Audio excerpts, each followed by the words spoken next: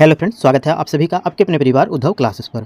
Friends, आज की इस सेशन में देखेंगे हम लोग बिहार पुलिस से संबंधित महत्वपूर्ण सामान्य ज्ञान जीके क्वेश्चंस। इनके अलावा फ्रेंड्स, आप अगर किसी भी गवर्नमेंट एग्जाम्स की तैयारी करें तो ये सेशन आपके लिए बेहद इंपॉर्टेंट होने वाली है, क्योंकि फ्रेंड्स मैंने सारे क्वेश्चन जो लिए हैं आपके सामान्य ज्ञान जीके क्वेश्चन आपके एग्जाम से रिलेटेड और इंपॉर्टेंट लिए हैं। 100% फ्रेंड्स आपको इस सेशन से क्वेश्चन जो आपके एग्जाम पे देखने को मिलेगा और इसी टाइप के क्वेश्चन आपके एग्जाम पे देखने को मिलेगा। तो फ्रेंड्स सेशन के एंड तक जरूर बने रहिएगा। आज का ये जो सेशन होगा हमारा प्रैक्टिस सेट 1 होगा। आपको फ्रेंड्स इस सेशन में यानी इस चैनल पर जो है पर डे आपको एक प्रैक्टिस सेट 30 क्वेश्चंस का मिलते रहेगा। आप उसका फ्रेंड्स आप उसका जरूर सेशन का अध्ययन कीजिएगा, आपके एग्जाम से रिलेटेड आपके क्वेश्चंस कराए जाएंगे। तो चलिए आज के इंपॉर्टेंट सेशन शुरू करते हैं। फर्स्ट क्वेश्चन से हमारा पृथ्वी की सतह का लगभग कितना प्रतिशत भाग द्वारा कवर किया गया है, यानी कि भारत जो है फ्रेंड्स आपके पृथ्वी की सतह का कुल कितना प्रतिशत भाग जो है कवर करता है। जिसके करेक्ट आंसर के जो है फ्रेंड्स आपके ऑप्शन नंबर सी हो जाएंगे 2.4%। 2.4% जो है फ्रेंड्स आपके भारत का सतह जो है आपके पृथ्वी के टोटल सूखे भाग का इतना प्रतिशत जो है आपके कवर करता है। भारत के संदर्भ में फ्रेंड्स 3 क्वेश्चन जरूर ध्यान रखिएगा। पहला क्वेश्चन कि आपके भारत जो है ये एशिया महादेश का तीसरा सबसे बड़ा देश है। भारत जो है फ्रेंड्स आपके एशिया महादेश का तीसरा सबसे बड़ा देश है, ये क्वेश्चन जरूर ध्यान रखिएगा।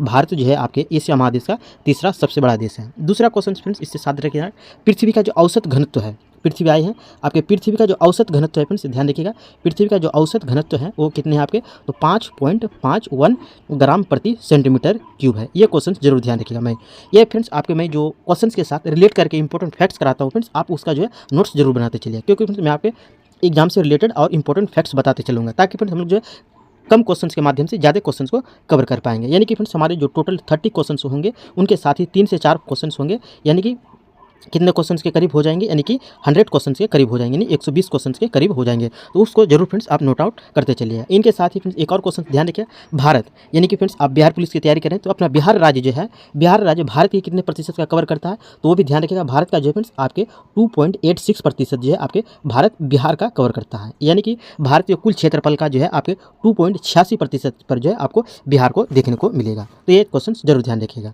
नेक्स्ट क्वेश्चन से हमारा दूसरा क्वेश्चन, निम्नलिखित में से किस पर्वत श्रृंखला को सह्याद्री कहा जाता है। ऑप्शन आपके पूर्वी घाट के, सतपुड़ा पर्वत श्रृंखला के, पश्चिमी घाट के, या फिर विंध्य श्रृंखला के। तो इसके करेक्ट आंसर के जो फ्रेंड्स आपके ऑप्शन नंबर सी हो जाएंगे पश्चिमी घाट। पश्चिमी घाट का जो पर्वत श्रृंखला है फ्रेंड्स, इसके सर्वोच्च चोटी को या फिर पर्वत श्रृंखला को क्या कहते हैं, तो सह्याद्री कहते हैं, जरूर ध्यान रखिएगा। वहीं अगर बात करें फ्रेंड्स पूर्वी घाट आए हमारे ऑप्शंस में, तो पूर्वी घाट के पर्वत श्रृंखला को क्या कहते हैं, तो ध्यान रखिएगा आपके महेंद्रगिरी कहते हैं। क्या कहते हैं, तो महेंद्रगिरी कहते हैं। ध्यान रखिएगा फ्रेंड्स, ये भी क्वेश्चन आपके पूछे जाने की संभावना बनती है। अगर पूर्वी घाट से रिलेटेड पूछे जाते हैं तो पश्चिमी घाट से जरूर पूछे जाएंगे। तो ध्यान रखिएगा पूर्वी घाट के सर्वोच्च चोटी या फिर पर्वत श्रृंखला को क्या कहते हैं, तो महेंद्रगिरी कहते हैं। वहीं सतपुड़ा की अगर सर्वोच्च चोटी की अगर बात करें फ्रेंड्स, तो आपको हो जाएंगे आपके धूपगढ़ी हो जाएंगे। ध्यान रखिएगा धूपगढ़ी जो है आपके सतपुड़ा की सर्वोच्च चोटी है, धूपगढ़ी। और विंध्य श्रृंखला की अगर बात करें फ्रेंड्स, तो विंध्य श्रृंखला की जो सर्वोच्च चोटी होगी वो होंगे आपके गुडविल शिखर हो जाएंगे आपके, क्या हो जाएंगे, गुडविल शिखर हो जाएंगे। तो ये जरूर तीनों पॉइंट्स जरूर ध्यान रखिएगा। मैं फ्रेंड्स आपके इंपॉर्टेंट फैक्ट्स इसलिए करा रहा हूँ फ्रेंड्स, आपके ऑप्शन से रिलेटेड अगर ये क्वेश्चंस नहीं पूछे जाते तो आपके ये क्वेश्चंस जरूर पूछे जाएंगे। अगर ये नहीं पूछे जाते हैं फ्रेंड्स, आपके ये वाले ऑप्शन के साथ जरूर क्वेश्चंस पूछे जाएंगे। तो ध्यान रखिएगा फ्रेंड्स, जो मैं आपको इंपॉर्टेंट फैक्ट्स बताऊंगा आप उसको नोट्स जरूर बताते चलिएगा। तो ध्यान रखिएगा पूर्वी घाट की सर्वोच्च चोटी को क्या कहते हैं, महेंद्रगिरी कहते हैं। सतपुड़ा की सर्वोच्च चोटी को धूपगढ़ी कहते हैं, और विंध्य श्रृंखला की सर्वोच्च चोटी को क्या कहते हैं, तो गुडविल शिखर कहते हैं। और जो पर्वत श्रृंखला है सह्याद्री, ये किसका है, तो आपके पश्चिमी घाट का। ये क्वेश्चन ध्यान रखिएगा। नेक्स्ट क्वेश्चन से हमारा, भारत के किस राज्य में बांग्लादेश के साथ सीमा साझा करते हैं। भारत के कुल कितने राज्य हैं जो बांग्लादेश के साथ सीमा साझा करते हैं, तो ध्यान रखिएगा फ्रेंड्स, इसके राइट आंसर जो होंगे आपके ऑप्शन नंबर बी हो जाएंगे 7 राज्य। 7 राज्य सॉरी फ्रेंड्स, आपके ऑप्शन नंबर बी हो जाएंगे 5 राज्य। 5 राज्य जो है फ्रेंड्स आपके भारत का बांग्लादेश के साथ सीमा साझा करते हैं। इससे पहले फ्रेंड्स जो है आपके ये क्वेश्चन ध्यान रखिए, आपके भारत का जो टोटल लंबाई है, कितने किलोमीटर लंबाई जो है आपके बांग्लादेश के साथ सीमा साझा करती है, तो ध्यान रखिएगा 4096 किलोमीटर। 4096 किलोमीटर जो है फ्रेंड्स आपके भारत बांग्लादेश के साथ सीमा साझा करती है। और इनके साथ फ्रेंड्स आप 5 राज्यों के नाम एक बार ध्यान रखिएगा, बांग्लादेश के साथ कौन कौन से भारतीय राज्य स्पर्श करते हैं। तो एक आते हैं फ्रेंड्स आपके पश्चिम बंगाल। पश्चिम बंगाल जो है फ्रेंड्स आपके बांग्लादेश के साथ सीमा साझा करते हैं। दूसरा जो है आपके असम राज्य, असम राज्य बांग्लादेश के साथ सीमा साझा करते हैं। तीसरा में आते हैं फ्रेंड्स आपके मेघालय, मेघालय राज्य आपके बांग्लादेश के साथ सीमा साझा करते हैं। उसके बाद त्रिपुरा आपके बांग्लादेश के साथ सीमा साझा करते हैं, और मिजोरम। ये ऐसे 5 राज्य हैं जो फ्रेंड्स आपके बांग्लादेश के साथ सीमा साझा करते हैं। तो पाँचों के नाम जरूर ध्यान रखिएगा फ्रेंड्स। आपके क्वेश्चंस में एग्जाम इस तरह भी पूछे जाते हैं कि निम्न में से कौन कौन से राज्य जो है बांग्लादेश के साथ सीमा साझा करते हैं। तो आपके इन चारों में से जो आपके आएंगे वो आपके राइट आंसर हो जाएंगे। दूसरा तरीका, इस तरह क्वेश्चन पूछे जाते हैं फ्रेंड्स, आपके पूछ लिए जाते हैं, इन्हीं पाँचों के नाम दे दिए जाते हैं, चारों के, और एक अन्य राज्य रखते हैं और बोलते हैं इनमें से कौन सा भारतीय राज्य बांग्लादेश के साथ सीमा साझा नहीं करते हैं। तो इस संदर्भ में फ्रेंड्स आपको जो है आपको पाँचों क्वेश्चन आपको जानना जरूरी होता है, यानी पाँचों राज्यों के नाम जानने जरूरी होते हैं। तो ध्यान रखिएगा, पश्चिम बंगाल राज्य है, असम राज्य है, मेघालय राज्य है, त्रिपुरा राज्य है और मिजोरम है। ये ऐसे 5 राज्य जो है आपके बांग्लादेश के साथ सीमा साझा करते हैं। नेक्स्ट क्वेश्चन से हमारा चमेरा बांध। चमेरा बांध किस नदी पर बनाया गया है? Very very important question friends. आपके इस जो टॉपिक बनाए गए फ्रेंड्स 30 क्वेश्चन का सेशन यानी प्रैक्टिस सेट आपको जो है हर एक सब्जेक्ट के क्वेश्चन देखने को मिलेंगे। पॉलिटी हो, जियोग्राफी हो, हिस्ट्री हो, साइंस हो, सारे क्वेश्चन जो आपके इस सेशन में देखने को मिलेंगे। तो ध्यान रखिएगा, आपके चमेरा बांध जो है आपके किस नदी पर बनाया गया है? इसके करेक्ट आंसर कीजिएगा फ्रेंड्स, आपके ऑप्शन नंबर बी हो जाएंगे, रावी नदी पर। रावी नदी पर जो है आपके चमेरा बांध बनाए गए हैं। इनके अलावा फ्रेंड्स ये भी क्वेश्चंस आपके बनते हैं कि भाखड़ा नांगल बांध जो है फ्रेंड्स आपके किस नदी पर बनाए गए? तो भांगड़ा नांगल बांध जो है फ्रेंड्स आपके किस नदी पर बनाए गए? तो ये जरूर ध्यान रखिएगा, आपके सतलज नदी पर बनाए गए हैं। भाखड़ा नांगल बांध जो है आपके किस नदी पर बनाए गए? तो सतलज नदी पर बनाए गए हैं। इनके अलावा आपके जो दुलहस्ती परियोजना है फ्रेंड्स, आपके जो काफ़ी बार पूछे जा चुके हैं, आपके दुलहस्ती परियोजना, दुलहस्ती परियोजना जो है फ्रेंड्स आपके किस राज्य में है, यानी कि किस नदी पर है? तो ये भी ध्यान रखिए, आपके चिनाब नदी पर जो है आपके दुलहस्ती परियोजना है। और एक क्वेश्चन एक और ध्यान रखिए फ्रेंड्स, आपके रावी नदी से रिलेटेड, आपके हड़प्पा सभ्यता से रिलेटेड जो एक स्थल है हड़प्पा जो है फ्रेंड्स आपके किस नदी के किनारे बसा हुआ है? तो भी जरूर ध्यान रखिएगा फ्रेंड्स। आपके हड़प्पा जो है आपके हड़प्पा सभ्यता स्थल है प्राचीन सभ्यता युग में से, तो ये ध्यान रखिएगा, आपके हड़प्पा जो है आपके रावी नदी के किनारे अवस्थित शहर था। ध्यान रखिएगा फ्रेंड्स, आपके हड़प्पा जो है रावी नदी के किनारे अवस्थित है। और हड़प्पा नदी की अगर उद्गम की अगर बात करें फ्रेंड्स, तो हड़प्पा नदी का उद्गम जो होते हैं फ्रेंड्स आपके किससे होते हैं? तो रोहतांग दर्रा से होते हैं। ध्यान रखिएगा, रोहतांग दर्रा जो फ्रेंड्स आपके हिमाचल प्रदेश राज्य में अवस्थित है, तो उससे जो है फ्रेंड्स आपके रावी नदी का उद्गम स्थल होता है। तो ये पाँचों पॉइंट्स जो मैं करा रहा हूँ फ्रेंड्स आपके एग्जाम के लिए ही करा रहा हूँ। आपके एग्जाम पे इसी तरह क्वेश्चंस आपके पूछे जाएंगे। तो ध्यान रखिएगा, रोहतांग दर्रा से किस नदी का उद्गम स्थल होता है? तो आपके रावी नदी का उद्गम स्थल होता है। और कौन से बांध आपके रावी नदी पर है? तो आपके चमेरा नदी पर, यानी कि रावी नदी पर चमेरा बांध बना हुआ है। नेक्स्ट क्वेश्चन से हमारा उकाई बांध भारत के निम्नलिखित में से किस राज्य में है? जिसके यह जो है आपके उस राज्य का दूसरा सबसे बड़ा बांध है। यानी कि सबसे पहली क्वेश्चन तो आपके उकाई बांध जो है आपके भारत के किस राज्य में है, और उसी राज्य का जो है दूसरा सबसे बड़ा बांध है। ये क्वेश्चन आपके हैं, जिसके राइट आंसर कीजिए फ्रेंड्स, आपके ऑप्शन नंबर ए हो जाएंगे, गुजरात राज्य में है। उकाई बांध जो है फ्रेंड्स आपके गुजरात राज्य में है, और ये जो गुजरात राज्य का जो है आपके दूसरा सबसे बड़ा बांध है। ये भी क्वेश्चन जरूर ध्यान रखिएगा। मैं फ्रेंड्स ये क्वेश्चन आपके एक साथ लिखा दिया हूँ ताकि आपके फ्रेंड्स आपके एग्जाम पे जो है आसानी से आपको याद हो जाए। तो ध्यान रखिएगा, गुजरात राज्य का दूसरा सबसे बड़ा बांध जो है आपके कौन सा बांध है? तो उकाई बांध है। और उकाई बांध किस राज्य में है? तो आपके गुजरात राज्य में अवस्थित है। नेक्स्ट क्वेश्चन से हमारा इस क्वेश्चन के संदर्भ में एक क्वेश्चन ध्यान रखिएगा फ्रेंड्स, आपके तेलंगाना राज्य से, तेलंगाना राज्य का अगर गठन की अगर बात करें एग्जाम पे पूछे जाए फ्रेंड्स, तो ध्यान रखिएगा, आपके तेलंगाना राज्य का जो गठन हुआ था आपके 2 जून 2014 को, 2 जून 2014 को जो फ्रेंड्स आपके तेलंगाना राज्य का गठन किया गया था। ये क्वेश्चन जरूर ध्यान रखिएगा फ्रेंड्स, वेरी वेरी इंपॉर्टेंट है। ये क्वेश्चन आपके एग्जाम पे कई बार पूछे जा चुके हैं वनडे एग्जाम्स में। नेक्स्ट क्वेश्चन से हमारा छठा क्वेश्चन, सागौन के जंगल भारत के निम्नलिखित में से किस राज्य में पाए जाते हैं? सागौन के वन जो है ये भारत के किस राज्य में पाए जाते हैं? इसके करेक्ट आंसर कीजिए फ्रेंड्स, आपके ऑप्शन नंबर बी हो जाएंगे, मध्य प्रदेश में। मध्य प्रदेश में जो फ्रेंड्स आपके सागौन के जंगल पाए जाते हैं। अगर बात करें फ्रेंड्स सागौन का जंगल जो है किस प्रकार के वन का उदाहरण है, तो ये भी क्वेश्चन जरूर ध्यान रखिएगा फ्रेंड्स, आपके उष्णकटिबंधीय पर्णपाती वन का है। आपके उष्णकटिबंधीय पर्णपाती वन, उष्णकटिबंधीय पर्णपाती वन का जो है आपके ये वन उदाहरण है। तो ध्यान रखिएगा, सागौन का वन जो है फ्रेंड्स आपके उष्णकटिबंधीय पर्णपाती वन का उदाहरण है। फ्रेंड्स आपको अगर हमारी पर्सनल की क्वालिटी कंटेंट और ये सेशन आपको पसंद आ रही है फ्रेंड्स, तो सेशन को एक लाइक और एक शेयर जरूर कीजिएगा। और आप अगर फ्रेंड्स हमारे इस उद्धव क्लासेस पर नए हैं तो उद्धव क्लासेस को सब्सक्राइब कर लीजिएगा और बेल आइकन को भी प्रेस कर लीजिएगा ताकि आपको आने वाले इसी तरह के इंपॉर्टेंट वीडियो कंटेंट आप तक पहुँचते रहे। नेक्स्ट क्वेश्चन से हमारा 7वां क्वेश्चन, निम्नलिखित में से कौन एक खरीफ फसल है? खरीफ फसल का उदाहरण कौन से है? इसके राइट आंसर कीजिएगा फ्रेंड्स, आपके ऑप्शन नंबर हो जाएंगे कपास। कपास जो है फ्रेंड्स आपके खरीफ फसल का उदाहरण है। और बाकी जो है फ्रेंड्स आपके गेहूं हो जाएंगे, चना हो जाएंगे, और सरसों जो है ये आपके किस फसल का उदाहरण है? तो आपके ये रबी फसल का उदाहरण है। खरीफ फसल से रिलेटेड क्वेश्चन ध्यान रखिए फ्रेंड्स, इंपॉर्टेंट फैक्ट्स के रूप में खरीफ फसल को और अन्य नाम से किस नाम से जाना जाता है? तो आपके मानसून फसल के नाम से भी जाना जाता है। ध्यान रखिएगा, आपके खरीफ फसल को और किस नाम से जाना जाता है? तो मानसून फसल के नाम से जाना जाता है। और खरीफ फसल की जो बुआई होती है फ्रेंड्स आपके किस समय में होती है? तो आपके जून जुलाई में आपकी इसकी बुआई हो जाती है। तो ध्यान रखिएगा, जून जुलाई में जो है आपके खरीफ फसल की बुआई हो जाती है, जिसे अन्य नाम से किस नाम से जाना जाता है, तो मानसून फसल के नाम से जाना जाता है। नेक्स्ट क्वेश्चन है 8वां क्वेश्चन, नेपाली भाषा मुख्य रूप से किस राज्य में बोली जाती है?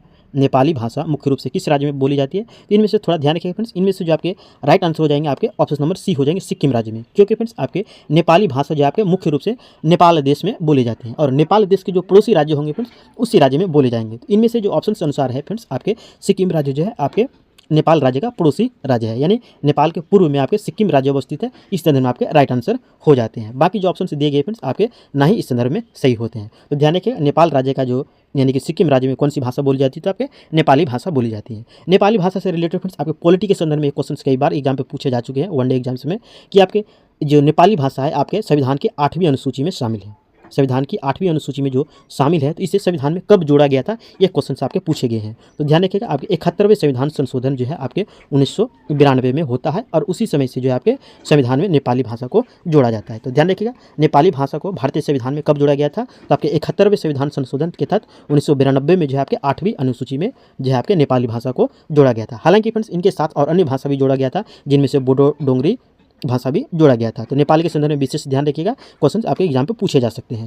नेक्स्ट क्वेश्चन है हमारा, कैलकुलेटर किस प्रकार की कंप्यूटर कार्य पद्धति पर कार्य करते हैं? आपके ये कंप्यूटर से संबंधित क्वेश्चन है फ्रेंड्स। तो ध्यान रखिएगा, कैलकुलेटर जो है आपके किस प्रकार की कंप्यूटर कार्य पद्धति पर कार्य करते हैं, इसके कार्य तंत्र के फ्रेंड्स आपके ऑप्शन नंबर सी हो जाएंगे, डिजिटल कंप्यूटर। डिजिटल कंप्यूटर की कार्य पद्धति पर कार्य करते हैं। और फ्रेंड्स अगर बात करें कि आपके हाइब्रिड कंप्यूटर किसे कहते हैं, तो वो क्वेश्चन जरूर ध्यान रखिएगा फ्रेंड्स। आपके एनालॉग कंप्यूटर और डिजिटल कंप्यूटर को मिश्रण को ही यानी संयुक्त रूप को ही आपके क्या कहते हैं, तो इनको हाइब्रिड कंप्यूटर कहते हैं। क्योंकि फ्रेंड्स एक क्वेश्चन आपके कई बार पूछे जा चुके हैं कि एनालॉग कंप्यूटर और डिजिटल कंप्यूटर के संयुक्त रूप को क्या कहते हैं, तो आपका आंसर हो जाता है आपके हाइब्रिड कंप्यूटर कहते हैं। नेक्स्ट क्वेश्चन से हमारा 10वां क्वेश्चन, 3G, 4G और 5G की मोबाइल प्रौद्योगिकी श्रृंखला में जी का क्या अर्थ होता है? आपके ये जो जनरेशन से संबंधित क्वेश्चंस बनते हैं फ्रेंड्स, ये क्वेश्चंस कई बार भी पूछे जा चुके हैं, आने वाले एग्जाम पे भी पूछे जाने की संभावना बनती है। तो ध्यान रखिए, ये जी का मतलब जो होते हैं फुल फॉर्म जो होते हैं आपके जनरेशन हो जाएंगे। नेक्स्ट क्वेश्चन से हमारा TCP का पूर्ण रूप क्या है? इसके राइट आंसर कीजिए फ्रेंड्स। आपके TCP का जो फुल फॉर्म है, आंसर कीजिएगा ऑप्शन नंबर सी हो जाएंगे, transmission control protocol. Transmission control protocol ये आपके TCP का फुल फॉर्म हो जाएंगे। फ्रेंड्स आपको अगर ये सेशन पसंद आ रही है, आपके लिए हेल्पफुल हो रही है, तो सेशन को एक लाइक और एक शेयर जरूर कीजिएगा। और फ्रेंड्स आप किस कॉम्पिटिटिव एग्जाम्स की तैयारी कर रहे हैं और ये सेशन का अध्ययन कर रहे हैं, आप हमें कमेंट बॉक्स पर जरूर बताइएगा, ताकि फ्रेंड्स आपके मैं जो जिस कंपटीशन की आप तैयारी कर रहे हैं, जिस लेवल की तैयारी कर रहे हैं फ्रेंड्स, उसी लेवल से रिलेटेड मैं आपको क्लास प्रोवाइड कराते रहूँगा। तो फ्रेंड्स आप कमेंट बॉक्स पर जरूर लिखिएगा कि आप किस सेशन का अध्ययन करना चाहते हैं, किस कॉम्पिटिटिव एग्जाम्स की तैयारी कर रहे हैं। नेक्स्ट क्वेश्चन से हमारा, इराविकुलम राष्ट्रीय उद्यान किस राज्य में अवस्थित है? एराविकुलम राष्ट्रीय उद्यान आपके किस राज्य में अवस्थित है? इसके करेक्ट आंसर कीजिएगा, ऑप्शन नंबर सी हो जाएंगे, ये आपके केरल राज्य में अवस्थित है। ध्यान रखिए, आपके किस राज्य में अवस्थित है? केरल राज्य में अवस्थित है। इनके अलावा फ्रेंड्स आपके आंध्र प्रदेश राज्य से रिलेटेड एक क्वेश्चन से ध्यान रखिए, आपके वेंकटेश्वर राष्ट्रीय उद्यान, वेंकटेश्वर जो आपके राष्ट्रीय उद्यान है, आपके वेंकटेश्वर राष्ट्रीय उद्यान जो है आपके किस राज्य में है? तो आपके ध्यान रखिएगा, आपके आंध्र प्रदेश राज्य में अवस्थित है। इनके अलावा फ्रेंड्स आपके मानस राष्ट्रीय उद्यान जो है, आपके मानस राष्ट्रीय उद्यान ये आपके असम राज्य में अवस्थित है, ये भी ध्यान रखिएगा। मानस राष्ट्रीय उद्यान जो है आपके किस राज्य में है? आपके असम राज्य में अवस्थित है। और वेंकटेश्वर राष्ट्रीय उद्यान जो फ्रेंड्स आपके आंध्र प्रदेश राज्य में अवस्थित है। तो ध्यान रखिएगा फ्रेंड्स, मैंने जैसे आपके एक क्वेश्चन से रिलेटेड 3 से 4 पॉइंट्स बता रहा हूँ फ्रेंड्स, वो सेशन यानी वो क्वेश्चन जो आपके इंपॉर्टेंट बनते हैं। इस तरह से फ्रेंड्स हम लोग जो है यानी कि 30 क्वेश्चन को मल्टीपल करेंगे, अगर 3 से 30 × 3 अगर करते हैं, 3 × 4 करते हैं फ्रेंड्स, तो आपके कितने क्वेश्चन बनते हैं? करीब आपके 100 प्लस क्वेश्चन बनते हैं। तो फ्रेंड्स आपको ये सेशन जो है आपके पसंद आ रही है, तो सेशन को एक लाइक जरूर कीजिएगा। नेक्स्ट क्वेश्चन से हमारा 13वां क्वेश्चन, निम्नलिखित में से कौन वायु प्रदूषक नहीं है? इसके करेक्ट आंसर कीजिए फ्रेंड्स, आपके ऑक्सीजन जो है फ्रेंड्स आपके वायु प्रदूषण के संदर्भ में नहीं आते हैं। बाकी जो आपके कणिकीय पदार्थ हो जाएंगे, सल्फर डाइऑक्साइड और नाइट्रोजन डाइऑक्साइड हो जाएंगे, आपके जो है वायु प्रदूषण के उदाहरण है। इनके साथ फ्रेंड्स 2 क्वेश्चन जरूर ध्यान रखिएगा, आपके रेलवे ग्रुप डी के एग्जाम पे जो है कई बार पूछे जा चुके हैं। सल्फर डाइऑक्साइड के फॉर्मूला पूछ लिए जाते हैं, तो सल्फर डाइऑक्साइड के जो फॉर्मूला होते हैं फ्रेंड्स वो जरूर ध्यान रखिएगा, आपके SO2 जो है आपके सल्फर डाइऑक्साइड के फॉर्मूला होते हैं। और नाइट्रोजन डाइऑक्साइड की अगर बात करें फ्रेंड्स, तो वो आपके NO2 आपके नाइट्रोजन डाइऑक्साइड के फॉर्मूला होते हैं। ध्यान रखिए, सीधा सा क्वेश्चन है, सल्फर डाइऑक्साइड बोले तो SO2 और नाइट्रोजन डाइऑक्साइड बोले तो आपके NO2 आपके ये फॉर्मूला होते हैं। फॉर्मूला जरूर ध्यान रखिएगा फ्रेंड्स, आप अगर खासकर रेलवे ग्रुप डी की एग्जाम्स की तैयारी कर रहे हैं। और ऑक्सीजन के तो फॉर्मूला तो आसान से O2 आपके ऑक्सीजन के फॉर्मूला हो जाएंगे। नेक्स्ट क्वेश्चन से हमारा, एल्यूमिनियम के सबसे महत्वपूर्ण अयस्क का नाम क्या है? एल्यूमिनियम के सबसे महत्वपूर्ण अयस्क का नाम क्या है? इसके करेक्ट आंसर कीजिए फ्रेंड्स, आपके ऑप्शन नंबर ए हो जाएंगे, बॉक्साइड। बॉक्साइड जो है फ्रेंड्स आपके एल्यूमिनियम का सबसे महत्वपूर्ण अयस्क है। और बॉक्साइट का एक फार्मूला जरूर ध्यान रखें फ्रेंड्स, आपके एग्जाम पे कई बार पूछे जा चुके हैं। आपके बॉक्साइट के जो फार्मूला होते हैं आपके Al2O3 2H2O, Al2O3 2H2O, ये जो फिर आपके होते हैं आपके बॉक्साइट के फार्मूला होते हैं। ये क्वेश्चन मैं इसलिए बता रहा हूँ फ्रेंड्स फार्मूला, क्योंकि फ्रेंड्स आपके एग्जाम पे जो बॉक्साइट नहीं देते हैं, बाकी आपके ये फार्मूला दे दिए जाते हैं और पूछे जाते हैं इनमें में से कौन जो है आपके एल्यूमिनियम के महत्वपूर्ण अयस्क है या फिर एल्यूमिनियम के अयस्क कौन है। तो इस संदर्भ में फ्रेंड्स आपको ये ध्यान रखना जरूरी हो जाता है। तो ध्यान रखिएगा बॉक्साइट के जो फार्मूला होंगे Al2O3 2H2 आपके इनके फार्मूला हो जाएंगे। नेक्स्ट क्वेश्चन से हमारा, निम्न में से कौन सी धातु मानव ने सर्वप्रथम प्रयुक्त किया है। मानव द्वारा सर्वप्रथम प्रयोग की गई धातु कौन सी है, जिसके करेक्ट आंसर कीजिएगा ऑप्शन नंबर बी हो जाएंगे तांबा धातु। तांबा धातु जो है फ्रेंड्स मानव द्वारा सर्वप्रथम प्रयोग किया गया था। लोहा की अगर बात करें फ्रेंड्स, तो लोहा के संदर्भ में एक क्वेश्चन कई बार एग्जाम पे पूछे जा चुके हैं। लोहा जो है आपके हड़प्पा सभ्यता के लोगों, आपके हड़प्पा सभ्यता के लोगों जो थे उनको फ्रेंड्स आपके लोहा धातु का ज्ञान नहीं था। लोहा धातु का जो है आपके ज्ञान नहीं था। तो ये क्वेश्चन जरूर ध्यान रखें फ्रेंड्स, आपके किस सभ्यता के लोगों को लोहे धातु का ज्ञान नहीं था, तो हड़प्पा सभ्यता के लोगों को लोहे धातु का ज्ञान नहीं था। क्वेश्चन आपके इस तरह भी पूछे जा चुके हैं फ्रेंड्स कि हड़प्पा सभ्यता के लोगों को किस धातु का ज्ञान नहीं था, तो आपके लोहा धातु का ज्ञान नहीं था। इनके अलावा फ्रेंड्स आपके एग्जाम पे पूछे जाते हैं कांसा। कांसा किसका मिश्रण है फ्रेंड्स, तो आपके तांबा यानी Cu कॉपर और Sn के मिश्रण है। Sn यानी टीन, यानी तांबा और टीन के जो मिश्रण है फ्रेंड्स इन्हीं को ही जो है आपके कांसा कहते हैं। ये मैं इसलिए बता रहा हूँ फ्रेंड्स इंपॉर्टेंट फैक्ट्स के रूप में, क्योंकि ये क्वेश्चन आपके कई बार एग्जाम पे पूछे जा चुके हैं। यानी कि फ्रेंड्स आपके इस सेशन में जो आपके प्रीवियस ईयर क्वेश्चन भी कवर हो जाएंगे और जो आपके नए लेवल के क्वेश्चन है एग्जाम पैटर्न पर आधारित है, सारे इस सेशन में कवर हो जाएंगे। तो ध्यान रखिएगा फ्रेंड्स ये 3 इंपॉर्टेंट पॉइंट्स के रूप में। नेक्स्ट क्वेश्चन से हमारा, अम्ल नीले लिटमस पत्र को किस रंग में बदल देता है। अम्ल का जो गुण है नीले लिटमस पत्र को किस रंग में बदल देते हैं, इसके करेक्ट आंसर कीजिए फ्रेंड्स आपके लाल रंग में बदल देते हैं। ध्यान रखिएगा अम्ल की जो खासियत है, अम्ल नीले लिटमस पत्र को लाल में बदल देते हैं। इनके अलावा फ्रेंड्स आपके एग्जाम पे पूछे जाते हैं मिथाइल ऑरेंज।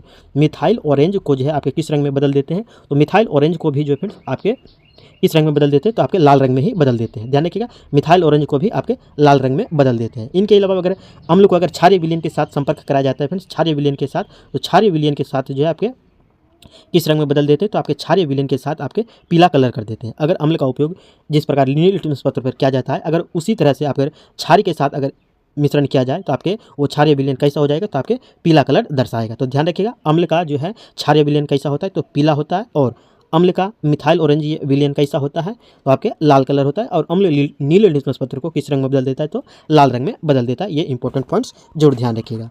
नेक्स्ट क्वेश्चन से हमारा, घर्षण के संबंध में निम्न में से कौन सा विकल्प सही है। इसके करेक्ट आंसर कीजिए फ्रेंड्स आपके ऑप्शन नंबर ए हो जाएंगे। घर्षण जो है गति का विरोध करती है। घर्षण जो है आपके गति का विरोध करते हैं, इसी वजह से हमें जो है आपके घर्षण बल का अनुभव होता है। नेक्स्ट क्वेश्चन से हमारा, हॉलमार्क लोगो का उपयोग निम्न में से किसके लिए होता है। यानी कि फ्रेंड्स आपके किसी भी प्रोडक्ट पर जो हॉलमार्क लगाए जाते हैं ये किस प्रकार के लगाए जाते हैं, यानी किस प्रकार की वस्तुओं पर लगाए जाते हैं। इसके करेक्ट आंसर कीजिए फ्रेंड्स आपके ऑप्शन नंबर हो जाएंगे डी हो जाएंगे ज्वेलर्स। यानी ज्वेलर्स के जो सामान होते हैं फ्रेंड्स आपके उसमें जो हॉलमार्क का लोगो लगाया जाता है। और जो कृषि के उत्पाद होते हैं फ्रेंड्स आपके कृषि प्रोडक्ट होते हैं उसमें किस प्रकार के मार्क लगाए जाते हैं, तो उसमें ध्यान रखिएगा आपके एग मार्क लगाए जाते हैं। किस कौन से मार्क लगाए जाते हैं, तो आपके एग मार्क लगाए जाते हैं, क्योंकि फ्रेंड्स आपके कृषि जो आपके एग्रीकल्चर के अंतर्गत आते हैं और यही एग्रीकल्चर से लिया गया है आपके एग, एग्रीकल्चर से ही आपके एग लिए गए हैं और ये मार्क एक्स्ट्रा शब्द जोड़े गए हैं। तो ध्यान रखिएगा कृषि उत्पाद में कौन से मार्क लगाए जाते हैं, तो आपके एग मार्क लगाए जाते हैं। और जो ज्वेलर्स होते हैं यानी सोना वगैरह गहने वगैरह होते हैं उसमें कौन से मार्क लगाए जाते हैं, तो आपके हॉलमार्क लगाए जाते हैं।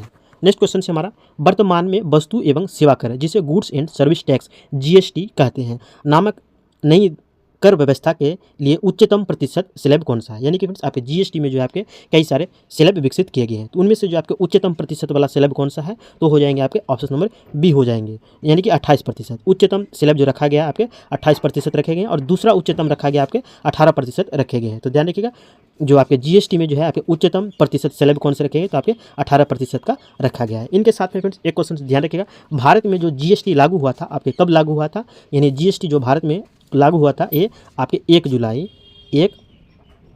जुलाई 2017 में जो है फ्रेंड्स आपके भारत में जो है आपके लागू होते हैं। तो ध्यान रखिएगा ये क्वेश्चन आपके एग्जाम पे कई बार पूछे जा चुके हैं कि भारत में जीएसटी कब लागू हुआ था, तो आपके 1 जुलाई 2017 में लागू होता है। और इन्हीं एक के वजह से ही फ्रेंड्स आपके भारत में जो है जीएसटी दिवस मनाया जाता है। आपके 1 जुलाई को जीएसटी दिवस मनाया जाता है। इनके साथ फ्रेंड्स आपके एक क्वेश्चन और ध्यान रखिएगा, ये जो जीएसटी जब लागू हुआ था 2017 ईस्वी में, इस समय वित्त मंत्री कौन थे फ्रेंड्स, वो क्वेश्चन जरूर ध्यान रखिएगा फ्रेंड्स, आपके 100% एग्जाम पे पूछे जाने की संभावना बनती है। आपके अरुण जेटली जो थे आपके उस समय आपके वित्त मंत्री थे। तो ध्यान रखिएगा 2017 ईस्वी में यानी जिस समय जीएसटी लागू हुआ था उस समय जो है आपके अरुण जेटली जी वित्त मंत्री के पद पर कार्यरत थे। नेक्स्ट क्वेश्चन से हमारा, नाबार्ड नाबार्ड का विस्तारित रूप क्या है? तो ध्यान रखिए फ्रेंड्स, आपके नाबार्ड के जो फुल फॉर्म होते हैं वो हो जाएंगे आपके ऑप्शन नंबर बी हो जाएंगे, national bank for agriculture and rural development. ये आपके जो है आपके नाबार्ड के फुल फॉर्म होते हैं। ये क्वेश्चन फ्रेंड्स आपके जो है बिहार पुलिस के एग्जाम पे कई बार पूछे जा चुके हैं, प्रीवियस ईयर क्वेश्चन में फ्रेंड्स ये क्वेश्चन आपके देखने को मिला है। तो ध्यान रखिएगा, नाबार्ड के फुल फॉर्म होते हैं national bank for agriculture and rural development, आपके जो है नाबार्ड के फुल फॉर्म होते हैं। नाबार्ड से रिलेटेड दो क्वेश्चन जरूर ध्यान रखें फ्रेंड्स, इंपॉर्टेंट फैक्ट्स के रूप में। नाबार्ड की जो स्थापना हुई थी ये आपके कब हुई थी? तो 12 जुलाई 2000 यानी कि 1982 ईस्वी में नाबार्ड की जो स्थापना हुई थी फ्रेंड्स आपके 12 जुलाई 1982 ईस्वी में इसकी स्थापना होती है। और अगर मुख्यालय की अगर बात करें फ्रेंड्स तो इनके मुख्यालय जो है फ्रेंड्स ध्यान रखिएगा आपके मुंबई, मुख्यालय जो है आपके नाबार्ड का मुख्यालय आपके मुंबई में अवस्थित है। तो ये पॉइंट्स जरूर ध्यान रखिएगा फ्रेंड्स, नाबार्ड की स्थापना 1982 ईस्वी में और जिनका मुख्यालय है मुंबई में, और national bank for agriculture and rural development आपके नाबार्ड के फुल फॉर्म हो जाएंगे। नेक्स्ट क्वेश्चन से हमारा, भारत की 12वीं पंचवर्षीय योजना का मुख्य उद्देश्य क्या है? Very very important question friends. ये क्वेश्चन यानी पंचवर्षीय योजना से रिलेटेड, 5 ईयर प्लान से रिलेटेड आपके एग्जाम पे जो 100% 1 से 2 क्वेश्चन आपके एग्जाम पे पूछे जा रहे हैं। यानी कि अभी जो हाल ही में एग्जाम हुआ था फ्रेंड्स आपके आरपीएफ कांस्टेबल का एग्जाम, उसमें फ्रेंड्स इस टॉपिक से रिलेटेड कई बार यानी प्रत्येक शिफ्ट में क्वेश्चन पूछे जाते हैं। तो ये क्वेश्चन आपके लिए बेहद इंपॉर्टेंट है। तो ध्यान रखिएगा, आपके भारत की 12वीं पंचवर्षीय योजना का जो मुख्य उद्देश्य था ये क्या उद्देश्य था? इसके करेक्ट आंसर कीजिएगा फ्रेंड्स, आपके ऑप्शन नंबर डी हो जाएंगे, तेज, सतत और अधिक सम्मिलित विकास करना। तेज, सतत और अधिक सम्मिलित विकास करना इसका लक्ष्य रखा गया था। और जो इनका विकास दर का जो लक्ष्य रखा गया था फ्रेंड्स आपके, इनका जो 12वीं पंचवर्षीय योजना का विकास दर जो लक्ष्य रखा गया था वो आपके कितना रखा गया था? तो वो भी क्वेश्चन जरूर ध्यान रखिएगा फ्रेंड्स, आपके 8% का जो है आपके लक्ष्य रखा गया था। कितना प्रतिशत का लक्ष्य रखा गया था? तो आपके 8% का लक्ष्य रखा गया था। और जो 12वीं पंचवर्षीय योजना का जो कार्यकाल है फ्रेंड्स यानी कब से कब तक चला था? तो जरूर ध्यान रखिएगा, आपके 2012 से लेकर के 2017 ईस्वी तक इसका कार्यकाल माना जाता है। 12वीं पंचवर्षीय योजना का जो कार्यकाल था आपके 2012 से लेकर के 2017 ईस्वी तक जो है इसका कार्यकाल था। और इनके बाद अगर बात करें फ्रेंड्स तो 12वीं पंचवर्षीय योजना जो है ये भारत की अंतिम पंचवर्षीय योजना है, क्योंकि फ्रेंड्स आपके भारत की 12वीं पंचवर्षीय योजना के बाद जो है इसे मोदी जी के द्वारा समाप्त कर दिया जाता है और इसके स्थान पर जो है नीति आयोग का गठन किया जाता है। तो ध्यान रखिएगा, भारत की अंतिम पंचवर्षीय योजना कौन सी है? तो आपके 12वीं पंचवर्षीय योजना हो जाएगी। और 12वीं पंचवर्षीय योजना का कार्यकाल ध्यान रखिएगा आपके 2012 से लेकर के 2017 ईस्वी तक। नेक्स्ट क्वेश्चन से हमारा फ्रेंड्स, आपको अगर हमारी पर्सनल क्वालिटी कंटेंट और ये सेशन आपके लिए हेल्पफुल हो रही है तो सेशन को एक लाइक और एक शेयर जरूर कीजिएगा। और आप अगर फ्रेंड्स हमारे इस उद्धव क्लासेस पर नए हैं तो उद्धव क्लासेस को सब्सक्राइब कर लीजिएगा और बेल आइकन को भी प्रेस कर दीजिएगा ताकि आप हमारे आने वाले इसी तरह के इंपॉर्टेंट वीडियो कॉन्टेंट आप तक पहुँचते रहे। नेक्स्ट क्वेश्चन से हमारा, सेवा क्षेत्र का दूसरा नाम क्या है? सेवा क्षेत्र का दूसरा नाम क्या है? इसके करेक्ट आंसर कीजिए फ्रेंड्स, आपके ऑप्शन नंबर ए हो जाएंगे, तृतीय क्षेत्र कहलाते हैं। सेवा क्षेत्र जो है आपके कौन सा क्षेत्र कहलाते हैं? तो आपके तृतीय क्षेत्र कहलाते हैं। और इन तृतीय क्षेत्र में कौन कौन से शामिल होते हैं फ्रेंड्स? तो ध्यान रखिएगा, आपके वित्त जो होते हैं, वित्त विभाग जो होता है आपके तृतीय क्षेत्र में शामिल होते हैं। उसके बाद व्यापार जो है फ्रेंड्स आपके तृतीय क्षेत्र के अंतर्गत आते हैं। व्यापार के अलावा फ्रेंड्स आपके शिक्षा जो है फ्रेंड्स आपके किस क्षेत्र के अंतर्गत आते हैं? तो आपके तृतीय सेक्टर के आते हैं। उसके बाद बैंकिंग भी जो है फ्रेंड्स आपके किस क्षेत्र के अंतर्गत आते हैं? तो आपके बैंकिंग भी जो है आपके तृतीय क्षेत्र के अंतर्गत आते हैं। तो और इनके अलावा फ्रेंड्स आपके स्वास्थ्य विभाग जो है फ्रेंड्स आपके जो आपके किस के अंतर्गत आते हैं? तो आपके तृतीय सेक्टर के अंतर्गत आते हैं। और जो फ्रेंड्स आपके कृषि के जितने भी उत्पाद होते हैं यानी प्रकृति पर जो निर्भर होते हैं वो आपके प्राथमिक क्षेत्र के अंतर्गत आते हैं। तो ध्यान रखिए फ्रेंड्स, आपके एग्जाम पे इस तरह क्वेश्चन आपके एग्जाम पे पूछे जाते हैं। इसी तरह के 4 ऑप्शन से दे दिए जाएंगे और बोलेंगे निम्न में से कौन तृतीय क्षेत्र के अंतर्गत नहीं आते हैं। तो आपके ये तृतीय क्षेत्र के अंतर्गत कौन कौन आते हैं फ्रेंड्स? तो वो जरूर ध्यान रखिएगा, वित्तीय क्षेत्र हो जाएंगे, व्यापार हो जाएंगे, बैंकिंग हो जाएंगे, शिक्षा हो जाएंगे, स्वास्थ्य हो जाएंगे। ये सब जो है आपके किसके अंतर्गत आते हैं? तो आपके तृतीय सेवा क्षेत्र के अंतर्गत आते हैं। नेक्स्ट क्वेश्चन से हमारा, फॉरवर्ड ब्लॉक की स्थापना निम्न में से किसके द्वारा की गई है? करेक्ट आंसर कीजिएगा, ऑप्शन नंबर बी हो जाएंगे, सुभाष चंद्र बोस जी के द्वारा। सुभाष चंद्र बोस जी के द्वारा फ्रेंड्स आपके फॉरवर्ड ब्लॉक की स्थापना की गई थी। इनसे रिलेटेड इंपॉर्टेंट पॉइंट्स ध्यान रखिए फ्रेंड्स, आपके फॉरवर्ड ब्लॉक की स्थापना सुभाष चंद्र बोस जी के द्वारा कब की गई थी? तो आपके 1939 ईस्वी में। 1939 ईस्वी में जो है आपके फॉरवर्ड ब्लॉक की स्थापना जो है आपके सुभाष चंद्र बोस जी के द्वारा की जाती है। इनके साथ ही फ्रेंड्स ये भी क्वेश्चन से ध्यान रखिए, आपके गांधी जी ने किसकी स्थापना की थी? तो आपके सत्याग्रह आश्रम का जो है फ्रेंड्स आपके स्थापना की जाती है। किसके द्वारा की जाती है?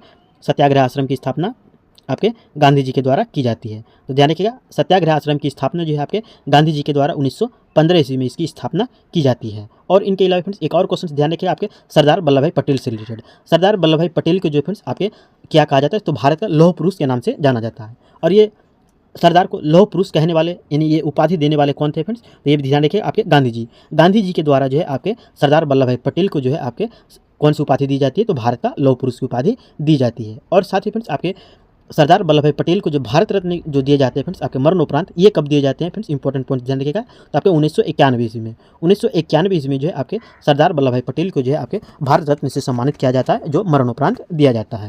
नेक्स्ट क्वेश्चन से हमारा, कर्नाटक, तेलंगाना और आंध्र प्रदेश में गुड़ी पड़वा त्यौहार को और अन्य किस नाम से जाना जाता है। इसके करेक्ट आंसर कीजिए फ्रेंड्स, आपके ऑप्शन नंबर डी हो जाएंगे, उगादी या फिर युगादि के नाम से जाना जाता है। उगादि कह ले या फिर उगादि के नाम से जो है आपके गुड़ी पड़वा त्यौहार को जो नाम से जाना जाता है। वहीं अगर बात करें फ्रेंड्स पोंगल की, अगर बात करें तो पोंगल किस राज्य में मनाए जाते हैं, तो आपके तमिलनाडु राज्य में मनाए जाते हैं। ध्यान रखिए फ्रेंड्स, ये क्वेश्चन जो आपके इस टॉपिक से रिलेटेड आपके बिहार पुलिस में एग्जाम पे 100 क्वेश्चन एग्जाम पे देखने को मिलेंगे, पर्व त्यौहार से रिलेटेड, फेस्टिवल से रिलेटेड। तो ध्यान रखिएगा, तमिलनाडु में पोंगल त्यौहार मनाए जाते हैं। इनके अलावा आपके गुड़ी पड़वा त्यौहार जो है आपके किस नाम से जाना जाता है, तो उगादि या फिर युगादि के नाम से जाना जाता है।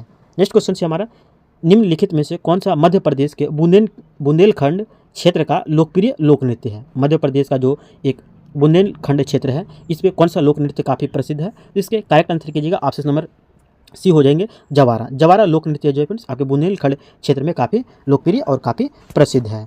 नेक्स्ट क्वेश्चन से हमारा, रेंगमा प्रमुख रूप से का लोक नृत्य है, यानी किस स्थान का, यानी किस राज्य का जो काफ़ी प्रसिद्ध लोक नृत्य है। जिसके करेक्ट आंसर कीजिए फ्रेंड्स, आपके ऑप्शन नंबर डी हो जाएंगे, नागालैंड। नागालैंड राज्य में जो है आपके रेंगमा प्रमुख रूप से ये लोक नृत्य त्यौहार मनाए जाते हैं। तो ध्यान रखिए फ्रेंड्स, आपके रेंगमा लोक नृत्य जो आपके नागालैंड राज्य में मनाए जाते हैं। इनकी अगर बात करें नागालैंड की स्थापना दिवस से रिलेटेड, तो नागालैंड राज्य का जो स्थापना हुआ था फ्रेंड्स आपके 1 दिसंबर को जो है आपके 1963 ईस्वी में, 1 दिसंबर 1963 ईस्वी में जो है आपके नागालैंड राज्य की स्थापना की जाती है। ये क्वेश्चन मैं इसलिए करा रहा हूँ फ्रेंड्स कि आपके जो 7 सिस्टर राज्य बनते हैं पूर्वोत्तर भारत के राज्यों में, 7 राज्य जो शामिल हो, उससे रिलेटेड आपके स्थापना से रिलेटेड एग्जाम पे कई बार क्वेश्चन पूछे जा चुके हैं। इसलिए मैं फ्रेंड्स आपके पूर्वोत्तर राज्यों में से आने वाले नागालैंड है, इसकी स्थापना दिवस मैं बता रहा हूँ। 1 दिसंबर 1963 को इसकी स्थापना की गई थी। और ये भारत का कौन सा राज्य है फ्रेंड्स, तो ये भी ध्यान रखिए, आपका भारत का जो 16वां राज्य है। ध्यान रखिएगा, आपका भारत का 16वां राज्य कौन सा है, तो आपके नागालैंड राज्य है। और नागालैंड राज्य की जो आधिकारिक भाषा है फ्रेंड्स, वो जरूर ध्यान रखिएगा, 100% ये क्वेश्चन आपके एग्जाम पे पूछे जाएंगे। तो ध्यान रखिएगा, आपके नागालैंड की जो आधिकारिक भाषा है फ्रेंड्स आपके अंग्रेजी भाषा है। ध्यान रखिएगा, नागालैंड की आधिकारिक भाषा कौन सी है, तो आपके अंग्रेजी भाषा है। नेक्स्ट क्वेश्चन से हमारा, आगरा शहर यानी आगरा नगर की स्थापना किसके द्वारा की जाती है, तो आंसर कीजिएगा, ऑप्शन नंबर डी हो जाएंगे, सिकंदर लोदी के द्वारा। सिकंदर लोदी के द्वारा जो है आपके आगरा शहर की स्थापना की जाती है। और अगर बात करें फ्रेंड्स किस वर्ष की जाती है, तो ध्यान रखिएगा, आपके 1504 ईस्वी में, 1504 ईस्वी में जो है आपके आगरा शहर की स्थापना सिकंदर लोदी जी के द्वारा की जाती है। और इनके साथ ही फ्रेंड्स ये भी क्वेश्चन जरूर ध्यान रखिएगा, आपके सिकंदर महान से रिलेटेड, जो आपके ये तो सिकंदर लोदी हो गया, लेकिन सिकंदर महान से रिलेटेड भी ये क्वेश्चन से ध्यान रखिएगा। आपके सिकंदर महान जो है फ्रेंड्स आपके भारत में कब आक्रमण करते हैं, तो ध्यान रखिएगा 326 ईस्वी पूर्व में जो है आपके इसने आक्रमण किया था। भारत में सिकंदर महान जो थे आपके 326 ईस्वी पूर्व में आक्रमण करते हैं। और ये सिकंदर महान कहाँ का शासक था, तो आपके मेसिडोनिया का शासक था। मेसिडोनिया का शासक जो था आपके कहाँ का शासक था, मेसिडोनिया का शासक था आपके सिकंदर महान। एक मैं इसलिए बता रहा हूँ फ्रेंड्स कि सिकंदर महान अलग व्यक्ति थे और सिकंदर लोदी जो है ये अलग व्यक्ति थे। ये सिकंदर लोदी फ्रेंड्स आपके भारत के जो लोदी वंश था उसका शासक था, और जो सिकंदर जो थे ये विदेशी से आक्रमण करने वाले मेसिडोनिया का शासक था। इसलिए मैं आपको एक साथ बता रहा हूँ, आप ऑप्शन से अनुसार फ्रेंड्स कन्फ्यूज नहीं होना है। तो ध्यान रखिएगा, सिकंदर लोदी ने 1504 ईस्वी करीब का शासक है, और जबकि सिकंदर महान जो थे आपके 326 ईस्वी पूर्व के शासक थे। इसलिए मैं आपको इंपॉर्टेंट फैक्ट्स के रूप में बता रहा हूँ। नेक्स्ट क्वेश्चन से हमारा, विजया बैंक और देना बैंक का विलय निम्न में से किस बैंक में हुआ था। इसके करेक्ट आंसर कीजिए फ्रेंड्स, आपके ऑप्शन नंबर डी हो जाएंगे, bank of Baroda. Bank of Baroda में जो है आपके विजया बैंक और देना बैंक का विलय कर दिया गया था। और ये कब किया गया था फ्रेंड्स, आपके डेट भी पूछे जा सकते हैं एग्जाम पे, तो वो भी ध्यान रखिए, आपके 1 अप्रैल 2019 को जो है आपके इसका विलय कर दिया जाता है। तो ध्यान रखिए, आपके 1 अप्रैल 2019 को जो है आपके विजया बैंक और देना बैंक का विलय कर दिया जाता है। और अगर बात करें फ्रेंड्स पंजाब नेशनल बैंक की स्थापना जो है आपके लाला लाजपत राय जी के द्वारा की जाती है। तो ये भी क्वेश्चन जरूर ध्यान रखिएगा, लाला लाजपत राय जी के द्वारा जो है आपके इसकी स्थापना की जाती है। ध्यान रखिएगा, लाला लाजपत राय जी के द्वारा पंजाब नेशनल बैंक की स्थापना की जाती है। नेक्स्ट क्वेश्चन से हमारा, इनमें से कौन सा कृषि उत्पाद बाजार में अधिकतम निर्यात मूल्य अर्जित करता है। इसके करेक्ट आंसर कीजिए फ्रेंड्स, आपके ऑप्शन नंबर डी हो जाएंगे, बासमती चावल। बासमती चावल जो है फ्रेंड्स आपके बाजारों में जो है निर्यात अधिकतम मूल्य अर्जित करता है, यानी सबसे महंगा बिकने वाले इन ऑप्शंस में से सबसे महंगा बिकने वाले पदार्थों में से एक है। इसलिए क्वेश्चंस बनाए गए हैं आपके, कृषि उत्पाद बाजार में अधिकतम निर्यात मूल्य अर्जित करता है, तो है आपके बासमती चावल। अगर चावल की अगर बात करें फ्रेंड्स, तो चावल किसका मुख्य स्रोत होता है, तो भी क्वेश्चन जरूर ध्यान रखिए, आपके चावल जो है आपके फ्रेंड्स आपके कार्बोहाइड्रेट का मुख्य स्रोत माने जाते हैं। तो ध्यान रखिएगा, कार्बोहाइड्रेट का मुख्य स्रोत है क्या है, तो आपके चावल है। और ये चावल किस लिए प्रसिद्ध है फ्रेंड्स, आपके जो है आपके स्वाद के लिए और अपने बेहद खुशबू के लिए काफ़ी प्रसिद्ध है। तो ध्यान रखिएगा, बासमती चावल किसके लिए प्रसिद्ध है? तो अपने खुशबू के लिए और अपने स्वाद के लिए जो है अपने प्रसिद्धि के साथ जो है। और ये बासमती चावल का आकार कैसा होता है फ्रेंड्स? तो आपके जो ये लंबे चावल की उत्कृष्ट किस्म है। ये इनके जो चावल जो होते हैं फ्रेंड्स आपके लंबे किस्म की जो है उत्कृष्ट किस्मों में से एक है। तो ध्यान रखिएगा फ्रेंड्स, आपके बासमती चावल से विशेषता ये स्वाद और खुशबू के लिए काफ़ी प्रसिद्ध है, जबकि लंबे हैं और कार्बोहाइड्रेट के प्रमुख स्रोत माने जाते हैं। तो फ्रेंड्स, हमारा ये आज का 30 क्वेश्चंस का सेशन यहीं से समाप्त हुआ। अगर फ्रेंड्स ये सेशन आपको पसंद आई है, आपके लिए हेल्पफुल हुई है, पर्सनल क्वालिटी कंटेंट आपके लिए हेल्पफुल हुई है, तो सेशन को एक लाइक और एक शेयर जरूर कीजिएगा। और आप अगर फ्रेंड्स हमारे इस उद्धव क्लासेस पर नए हैं तो उद्धव क्लासेस को सब्सक्राइब कर लीजिएगा और बेल आइकन को भी प्रेस कर दीजिए, ताकि आपको हमारे आने वाले इसी तरह के इंपॉर्टेंट वीडियो कॉन्फ्रेंस आप तक पहुँचते रहें। और हाँ फ्रेंड्स, आप अगर इस सेशन का PDF प्राप्त करना चाहते हैं तो आप हमारे टेलीग्राम चैनल उद्धव क्लासेस से जुड़कर इस सेशन का PDF प्राप्त कर सकते हैं। अब फिर मिलते हैं फ्रेंड्स इसी तरह के इंपॉर्टेंट सेशन के साथ नेक्स्ट वीडियो में। Thanks for watching.